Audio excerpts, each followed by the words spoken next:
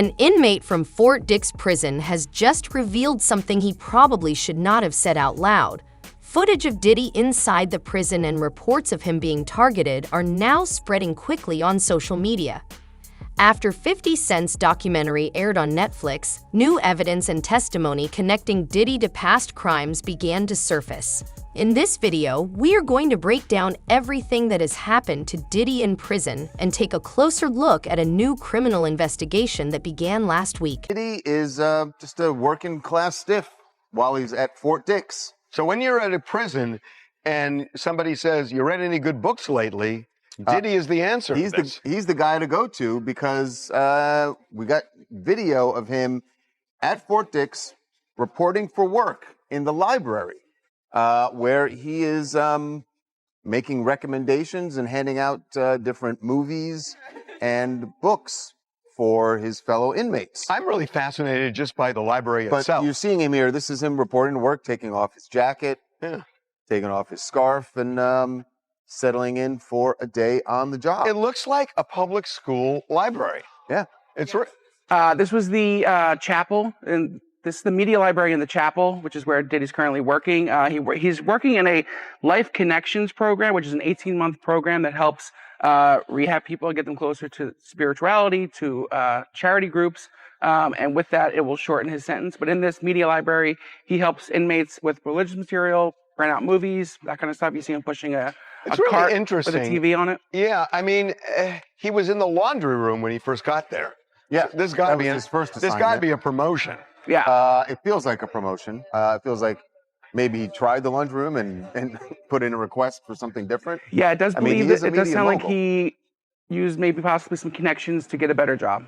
This video only shows part of the story. The truth is much darker. While Diddy may appear relaxed, smiling, and surrounded by others, the reality is that he is scared.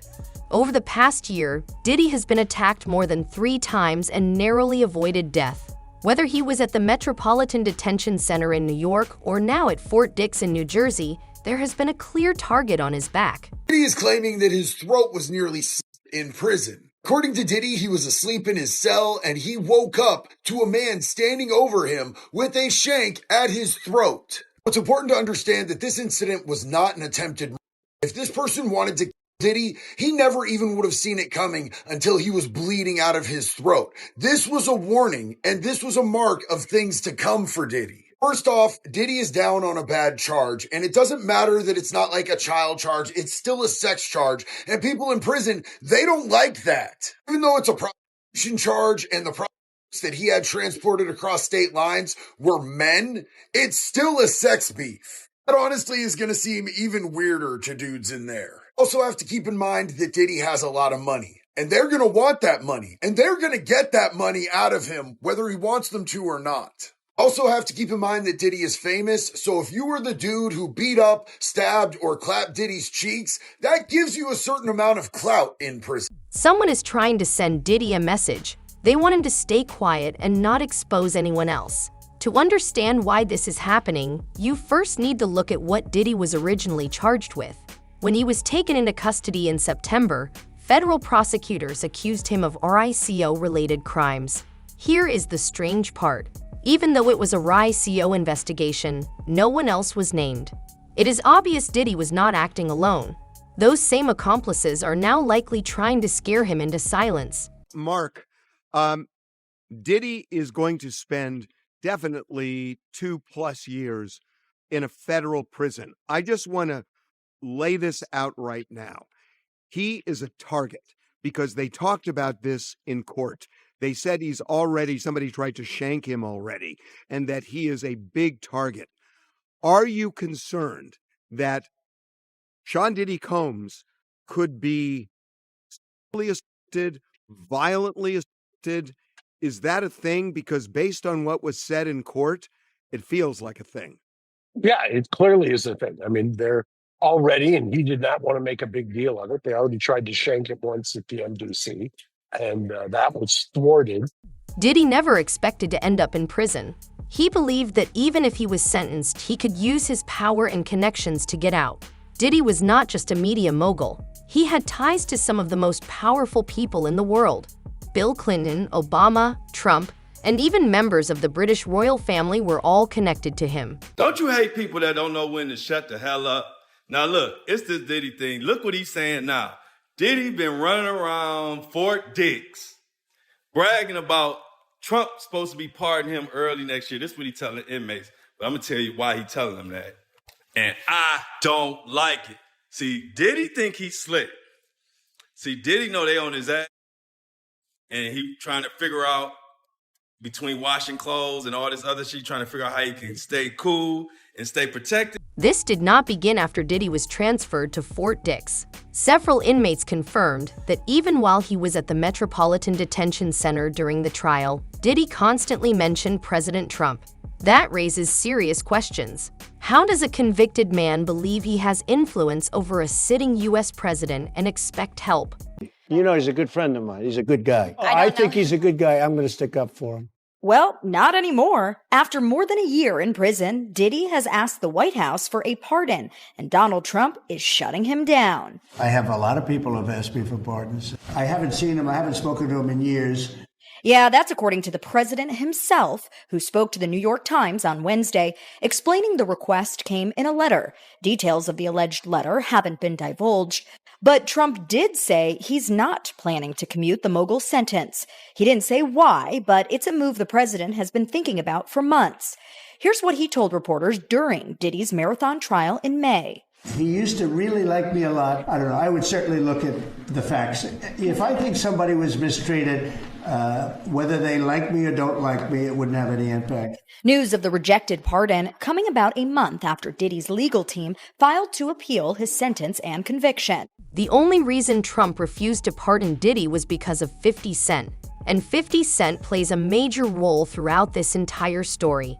Every time Diddy thought he could escape consequences, 50 Cent stepped in. When reports surfaced that Diddy planned to use his connection to President Trump to get a pardon, this is exactly when 50 intervened. Don't give a damn.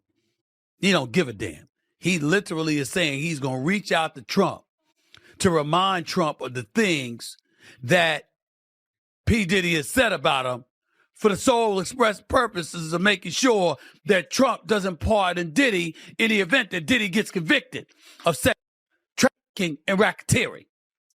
That's what 50 Cent is sworn to do. And I got to admit to you, that's wild. Damn, you know you got an enemy there when the man want to go out of his way to contact the president, you know, and clearly he has some kind of inroads where he can get to President Trump so President Trump can hear him. He's basically saying, yo, brother need to go down. The same thing happened when footage of Diddy in prison went viral. 50 Cent reacted and shared his response on Instagram. Does it not seem suspicious how much effort 50 Cent is putting into exposing Diddy? He even paused some of his most profitable business projects and personally contacted victims to include them in his documentary. This goes beyond trolling. 50 is making sure Diddy's case stays in the public eye so nothing can be hidden. Probably the biggest troll in the rap game, man. It's yes. Diddy's birthday, November 4th. Oh, yeah, man. Today. Yeah. It's his birthday. Yes. And he happens to put up a post of him, and, you know, there were some pictures released of Diddy on the yard with a couple other prisoners. Mm-hmm. Crazy to say prisoners, right? Yeah. You know, he had Bad Boy East, Bad Boy West. That's Bad Boy Prison stuff. Yeah. But he put up a picture of those pictures, and he said he looked too happy to me with all them handsome men around. Good morning, New York City. Wow. Oh my God. Dude, how does 50 get away with this? I don't know. Because we were talking about, man, 50 don't lose any brand deals. He don't lose any endorsements. He can walk in and sell TV shows. Oh, yes. You know, he can be in the boardroom and also be petty as hell, too. Yeah. Yeah, man. Even when he sat down with us, he kind of explained a little bit about him and Diddy and the beef. I haven't had issues with Puffy. I don't like him like that. Like, I don't like things that he would do. Right. And make me uncomfortable. So we're speaking on Diddy. We're speaking on Puff. Yeah. Okay. But I don't have that thing where, we ain't had no thing. I wasn't sending nothing at him, big. If it was on the street side like that, we would be actively doing things to each other. I still don't understand. And we wasn't doing it. I was still trying to figure out, you do a lot. Yeah, he does a lot. You do a lot. And the uncomfortable part was when he was talking to the Breakfast Club. And he was mentioning how Diddy wanted to take him shopping. He said something fabulous, and he goes, but me and you, we ain't party. Like, we need to party. What is he talking about? That's the kind of stuff that when people say that to me, I get a little uncomfortable. uncomfortable. I get uncomfortable. Like he said something to me one time, a long time ago. At Chris Lighty's wedding, he told me to take me shopping. I looked at him like, what'd you just say? Let me move, man, before I do something. You're gonna make me mess up the wedding. Oh, that's a nice gesture. Let me get out. No, dude, take me. That's what a guy says to a girl. Hey, dude, that sounds like something Mariano would say. Yeah, That's for a sure. nice gesture. Like, nah, you don't. Great. The attention 50 brought, along with the evidence shown in his documentary, is the main reason victims are finally seeing some justice. Diddy has tried everything to get 50 to back off. Allegedly, just one day after the documentary aired, Diddy sent what many believe was a threat. 50 received a bouquet of flowers from Diddy. He posted about it on Instagram and said he understood what Diddy was really trying to communicate.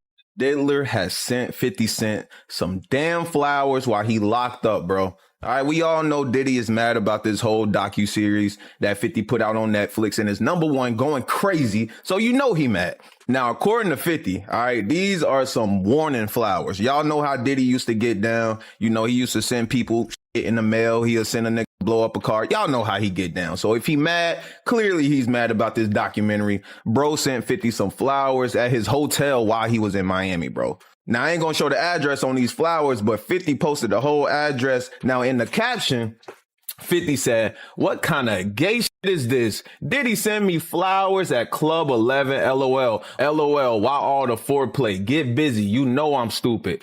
Then he commented again and said, "A warning, I'm 90s grimy. You don't warn me, LOL." So y'all know why Diddy sent this. He ain't send it because he happy or proud of 50 for dropping this goddamn docuseries on his demon ass, bro. Back inside the prison, court documents show that Diddy was saved by a corrections officer during an attack. Reports claim he woke up with a knife pressed to his throat and would have been seriously hurt if an officer had not stepped in. Since then, Diddy has reportedly been paying other inmates to protect him. Diddy had something very scary happen to him. One of his close friends is speaking out and saying that while he was sleeping at the MDC Brooklyn jail, somebody came and put a knife, pressed it to his throat. Now, as I keep digging into the story, they're saying, yes, a correctional officer or a police officer was the one who came and basically helped him out and quote unquote saved him. Yes. And so, you know, obviously Diddy's lawyers are trying to use this as a way to just get him even moved to a different location. But right now, everything is kind of staying as is. Yeah, his safety being an issue when he's supposed to be, you know, I think in some sort of protected environment. You know, remember MDC, isn't that where the Epstein situation happened?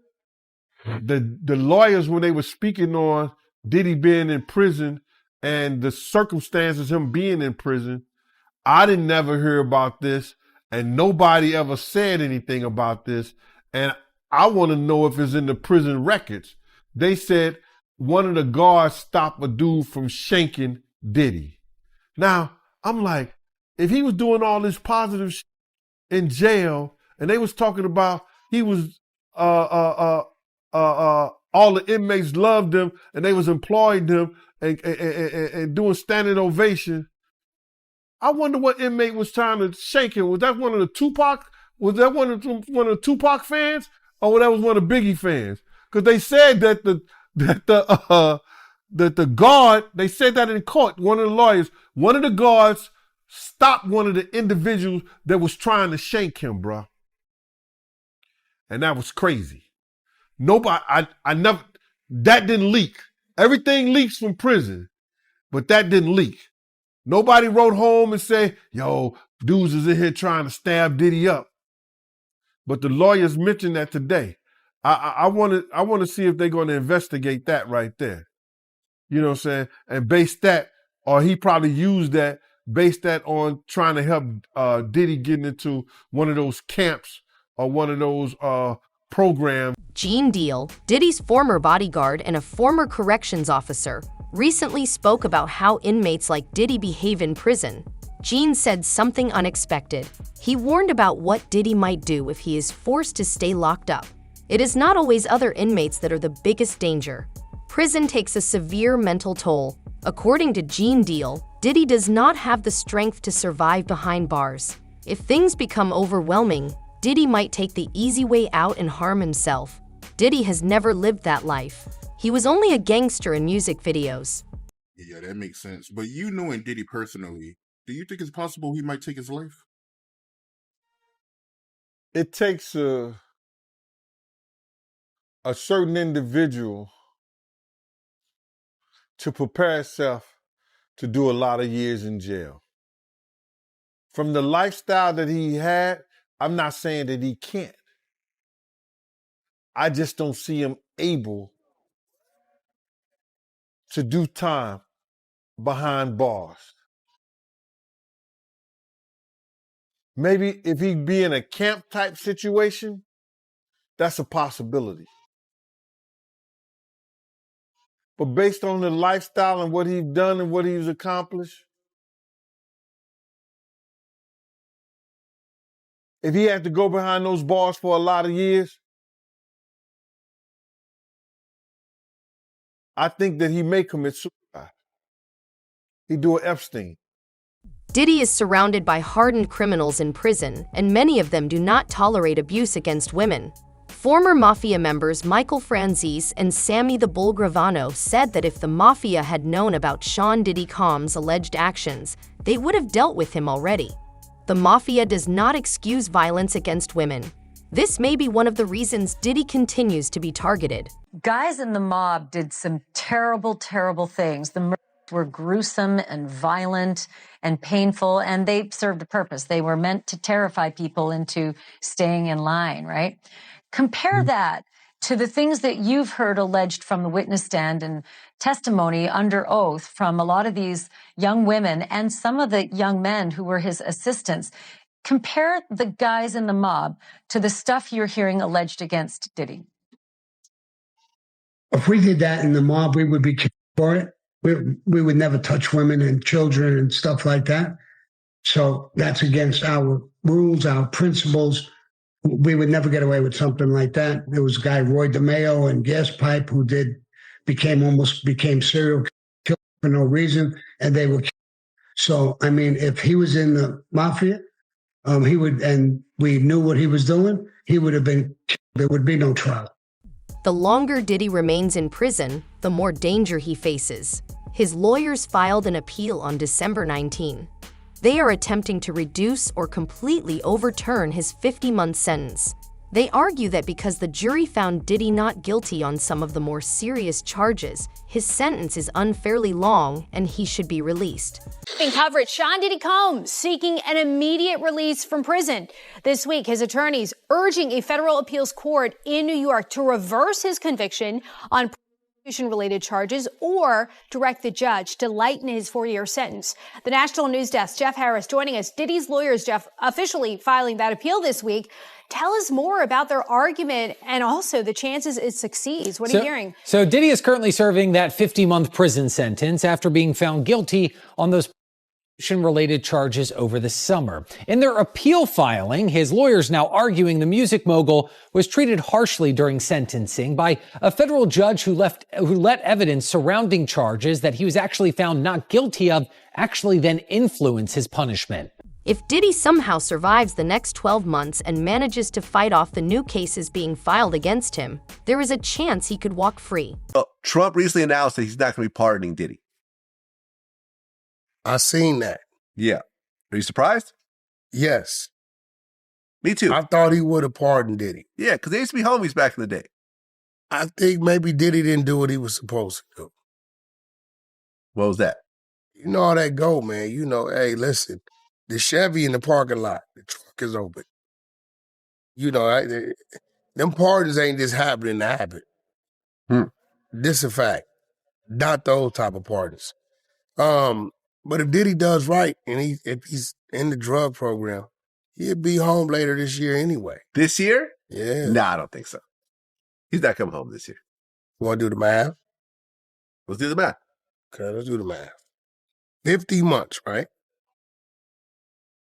He got 50 months. Right. About 12 months time served? Hold on. He got 12 months time. Do they take the 15 from the top? Yeah. Okay, so minus his 15%. That leaves 42 and a half months. Minus, he had, About was 12. it 12 months Yeah. time served? 12. So that's 30. That's 30. Minus another 12 months for the drug program. That's why he went there. You do the drug program. They 18 take months. 12 months off. 18 months minus 6 months for the halfway house. 12 and a half months. He got sentenced when? In October? Was it October? I think that's too soon, but yeah. All right, listen, if I'm you're right, doing all the deductions. listen, I'll be happy if You Diddy's do know free. that's why he wanted the drug program. Right, to get a reduction. You I get get it. 12 months off, and then they send you to the halfway house 6 months early. So that leaves him with 12 months. This is where the story takes another shocking turn. Diddy is not only struggling in prison, his business empire is also collapsing. An investigator from the New York Times discovered that Diddy is selling his private jet. This is the same jet he once proudly showed off. Now he is selling it to stay financially afloat.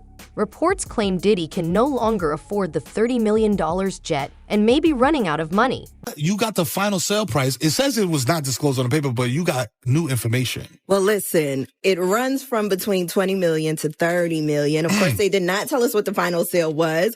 And it's also anonymous. We don't know who bought it. Listen, I'm not mad at that person. Whoever that is. Keep it anonymous. Keep it anonymous. Like, Right. Listen, when I'm at the dispensary, I check out anonymously. You know what I'm saying? Because I don't want y'all to know what I'm getting in the bag. So same thing applies here. If you're buying Diddy's PJ, you might want to keep that on the low. Keep that on the low. You know Like what you I'm said, saying? you probably get a paint job after that. You feel know me? what I'm saying? Cover that up. Just put primer over the bad boy logo. Like, yo, we gonna cover this up real quick. Can you imagine what that pre-purchase inspection was like? Yo, Oh, man. Yo, we was talking about this off Check mic. all the cracks and crevices. Big room raiders energy. We're going in there with the black. Yo, you gotta get the black light. Black light. They don't even want to check the engine. We don't care about the engine. We don't care about none of that. Check the carpets. Check That's the it. chairs. Rip out. We gotta reupholster this whole joint. Everything. Now, this was actually sold due to legal pressure. So maybe he's using these funds to, pay the lawyers, Pay lawyers. Yeah, pay the listen. staff, because I know the staff was also waiting for some money while he is incarcerated. Right. That's what happens when the boss goes down. You know what I'm saying? Them checks slow up. Diddy needs money to defend himself against the growing number of legal cases. The Los Angeles County Sheriff's Department recently announced a new criminal investigation involving him. TMZ was the first outlet to report the news. The investigation also involves Jonathan Hay, Rihanna's former publicist, and Biggie Smalls' son, C.G. Wallace. Reports claim Jonathan Hay was assaulted by Diddy after being invited to record music. Sean Combs now facing new assault allegations, this time from a man in Florida.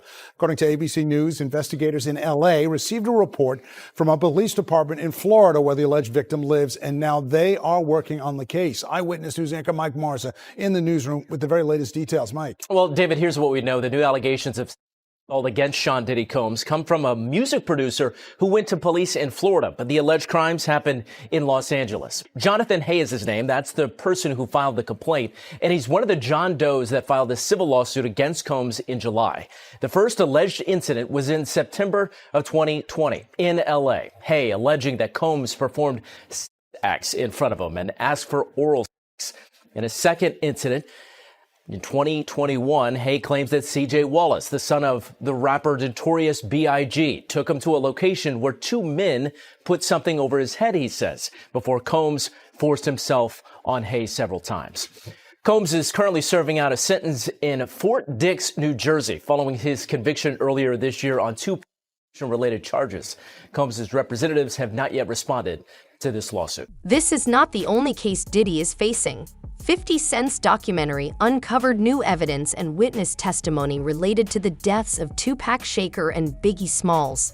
For the first time, alleged proof and statements linking Diddy to these crimes were released publicly. My favorite thing about 50 Cent's Netflix Diddy documentary is how he built a timeline off of this information. And one of my favorite parts of this documentary is them really getting into the timeline of events when it comes to Tupac and Biggie. And it really gives us a lot of perspective from people that were close to the situation. And a lot of people allege in this documentary that they believe that Diddy was very jealous of Tupac. And they pretty much go through everything from the quad incident and Tupac believing that Puffy was behind it, like he said in the Vibe interview. And they lay out this whole timeline of the downfall happening perfectly, in my opinion. We are even hearing from Greg Kading, the detective that worked on Tupac and Biggie's case in this documentary. He is the investigator that did that proffer agreement with Keefe D way back in 2008, where Keefe D alleged that Diddy tried to offer him $1 million to take out Tupac and Suge Knight. And Tupac's trial with Keefe D is coming up very soon in early 2026. And we know that Diddy's name has been dropped at least 200 times during these proceedings already. So this is one case that I am definitely waiting for and I am going to cover. In Keefe D's 2008 proffer agreement, he alleged that Diddy's friend Zip Martin is the one that gave him the weapon that was used to take out Tupac. And Keefe D told the investigator Greg Kading that Zip Martin had a special compartment to keep this weapon in his car that he drove to Las Vegas. And in this documentary, we have Greg Kading confirming that Zip Martin did drive the same type of vehicle that Keefe D alleged to Las Vegas this night. And then during this documentary, we heard from the former president of Bad Boy, Kirk Burroughs, who alleged during this time, Diddy had him hiring a whole bunch of people and getting cars to drive to Las Vegas. And he is now very curious into why Diddy wanted to do this. And he said, in his opinion, he now believes that Diddy was behind taking out Tupac.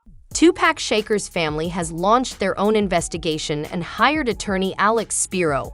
Tupac's brother Mopreme Shakur has also spoken out and shared his suspicions about Diddy. We are following new developments in the case of the hip-hop mogul who is facing RICO charges in New York. Sean P. Diddy Combs. Court TV has just confirmed that the family of Tupac Shakur is investigating a potential link between the murder of Tupac and Sean Diddy Combs. This coming from attorney Alex Spiro, who represents Tupac's family. Now, this investigation had been previously reported by unnamed sources, but earlier today, Spiro confirmed to our Court TV team that he and a team of investigators has been hired. Sean Combs allegedly had business dealings with Dwayne Keefe D. Davis, who will go on trial next March for the murder of Tupac. This was back in 1996. Some have speculated that Diddy ordered Tupac's death. That, of course, is just a theory at this point, and we are monitoring the developments in both the Tupac trial and the federal indictment of Sean Diddy Combs. So a lot of information to come on that one. I get it. When you have a case that's 5 years old, it's hard to get overwhelming evidence that meets the burden of proof beyond a reasonable doubt. When you have cases this old, no matter what Fiddy has found out and put in this documentary, do you see it at all ever possible that Diddy could be involved in a trial when it comes to Biggie and Tupac? It could be possible, yes. However, like I said, they need a lot of corroboration to make that stick, because it's really alleged right now as to his involvement. It's not anything that's substantial or concrete that he was involved. It's personally from people talking about it and saying this is what happened. You need some more information to come forward to prove that. The investigations are expanding. Pressure is building, and the people Diddy believed would protect him are nowhere to be found. If you think this story ends here, you are mistaken. Subscribe, turn on notifications, and stay locked in, because the next update could change everything.